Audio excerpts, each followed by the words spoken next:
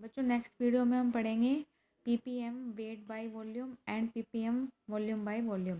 Ppm का मतलब है पार्ट्स पर मिलियन, यानी कि अंश प्रति मिलियन। पीपीएम का यूज़ विलेय में बहुत थोड़ी मात्रा में होता है, तो इसको निकालने के लिए इसका फॉर्मूला है वेट ऑफ सोल्यूट, यानी कि वेट ऑफ विलेय, किसका वेट, विलेय का, in gram upon volume of solution का आयतन लेंगे हम विलियन का इन ml मल्टीप्लाई हम किससे करते थे 100 से, किसके लिए, परसेंटेज निकालने के लिए। बट पार्ट्स पर मिलियन में वेट अपॉन वॉल्यूम निकालने के लिए हम फॉर्मूला तो एज इट इज़ रहेगा, ये भी ग्राम में रहेगा और ये ml में रहेगा, बट 100 की जगह हम मिलियन बोला है तो हम 10⁶ से मल्टीप्लाई करेंगे। ये इसका फॉर्मूला है, ये बन जाएगा। नेक्स्ट है इसमें पार्ट्स पर मिलियन वॉल्यूम बाय वॉल्यूम, इसका भी क्या हो जाएगा, मल्टीप्लाई 10⁶ से करेंगे। नेक्स्ट है इसमें टेम्परेचर इंडिपेंडेंट, जो हमारे कंसंट्रेशन टर्म्स थी। फर्स्ट है इसमें परसेंटेज वेट बाय वेट, इसका फॉर्मूला है weight of solute in gram and weight of solution in gram, ये भी क्या है, ग्राम में लेंगे मल्टीप्लाई 100। इसमें हम वेट ऑफ सॉल्यूशन ग्राम में, यानी कि हम उसको मान के चलेंगे 100 ग्राम में। आगे इसमें सेकंड टर्म है मोलैलिटी, मोललता।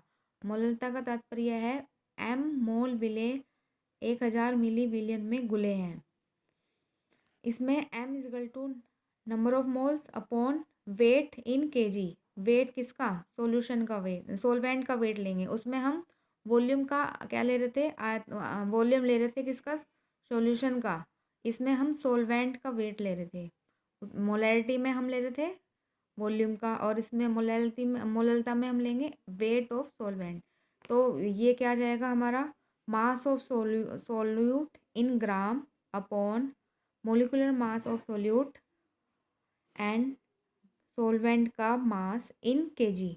ये अगर हमें केजी में निकालना है तो हम ये वाला फॉर्मूला पुट करेंगे, बट अगर हमें ग्राम में निकालना है तो हम ये वाला फॉर्मूला पुट करेंगे। तो मोलैलिटी या मोललता is equal to W multiply 1000 upon molecular mass of solute and mass of solvent in gram, ये निकल के आ जाएगा मोलरता का फॉर्मूला। अब हमें नेक्स्ट पढ़ना है इसमें मोल फ्रैक्शन, यानी कि मोल प्रभाज। इसके लिए मैं समझा रही हूँ कि एक हमने बीकर लिया, इसमें एक हमारा पार्ट है सोल्यूट यानी कि विलेय, दूसरा पार्ट है हमारा सोलवेंट यानी कि विलायक। अब इसको हम Na मान लें, सोल्यूट को नंबर ऑफ मोल्स क्या मान लेंगे Na, और सोलवेंट के नंबर ऑफ मोल्स मान लेंगे Nb। तो टोटल नंबर ऑफ मोल्स क्या निकल के आएगा, Na प्लस Nb, टोटल ये निकल के आ जाएगा। ठीक है, तो mole fraction of solute A, उसके लिए XA is equal to number of किसका, सोल्यूट का, A upon total number of solvent. ठीक है, तो ये निकल के आ जाएगा Na अपॉन Na प्लस Nb, ये इक्वेशन फर्स्ट आ गई। नेक्स्ट आ जाएगा मोल फ्रैक्शन ऑफ सोलवेंट, इसमें ये क्या है, नंबर मोल फ्रैक्शन, इसको हम क्या मान रहे हैं, mole fraction is equal to number of moles किसके, सोलवेंट के, upon total number of moles is equal to, इसकी वैल्यू इसमें पुट करेंगे, ये निकल के आ जाएगी। अब क्या करेंगे, इन दोनों इक्वेशन को ऐड कर देंगे। जब ऐड करेंगे ये इसके साथ ऐड हो जाएगा तो वैल्यू क्या निकल के आ जाएगी, प्लस आ जाएगी, क्योंकि नीचे तो सेम है ही, ऊपर ये प्लस करने पर इजकल टू 1 आ जाएगा। अब अगर हमें ए का मास दिया हुआ है और हमें बी निकालना है, तो B total mole fraction of B is equal to 1 minus mole fraction A. ठीक है, ये इस तरीके से मोल फ्रैक्शन की वैल्यू निकल के यदि इसको आगे हम रोलेट लॉ में भी यूज़ करते हैं। अब इसका हमें क्या देखना है, रिलेशन देखना है इन between mole fraction and molality, यानी कि मोल प्रभाज और मोललता का रिलेशन यानी कि संबंध। तो उसके लिए एक क्वेश्चन से मैं समझा रही हूँ। एक सॉल्यूशन हमने क्या लिया, ग्लूकोज, और उसको हमने वाटर में मिला दिया। इसमें जो ग्लूकोज का मोल प्रभास वो दिया हुआ है 0.2 है। तब सॉल्यूशन की मोलरता ज्ञात करनी है।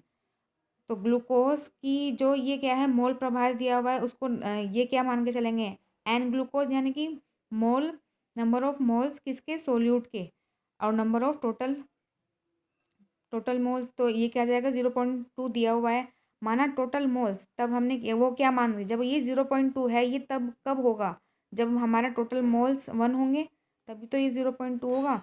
तब ग्लूकोज के मोल्स कितने हो जाएंगे 0.2, जो कि दिया हुआ है।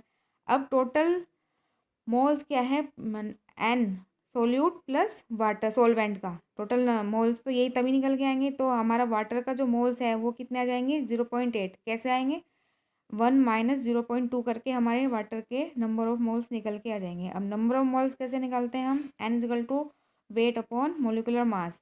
वेट ऑफ वाटर क्या है हमारा एन इजगल टू, ये तो हमें निकालना है, तो N is equal to molecular mass of water. तो वेट ऑफ वाटर क्या है हमारा 0.8, और मोलिकुलर मास कैसे निकालते हैं वाटर का, ऐसे ये हमारा आ जाएगा 18। ये क्या आ गया हमारा 18 इन ग्राम, क्योंकि ये तो हमारे मोल्स में थे, और जो हमारा मोलिकुलर मास है वो निकल के आता है ग्राम पर मोल, तो मोल से मोल कट जाएगा तो हमारा क्या आएगा ग्राम में।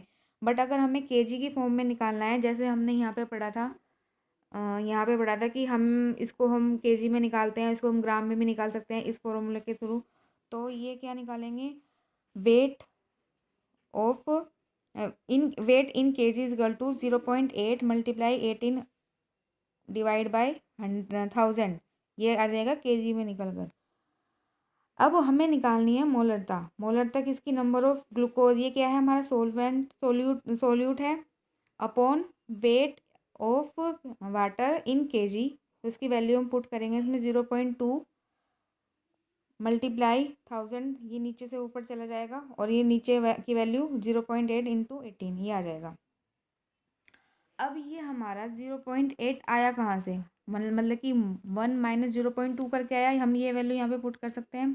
ठीक है, मोलैरिटी का अब मैं डायरेक्ट आपको रिलेशन बता रही हूँ कैसे, कि ये 0.2 क्या था, ये मोल फ्रैक्शन था किसका, सोल्यूट का। तो हम इसकी जगह ये रख सकते हैं x mole fraction of solute multiply 1000, और ये क्या था हमारा मोल फ्रैक्शन ऑफ सोल्यूट का ही, तो 1 माइनस ये कर दिया multiply molecular mass of solvent, वो क्या हमारा था एम बी।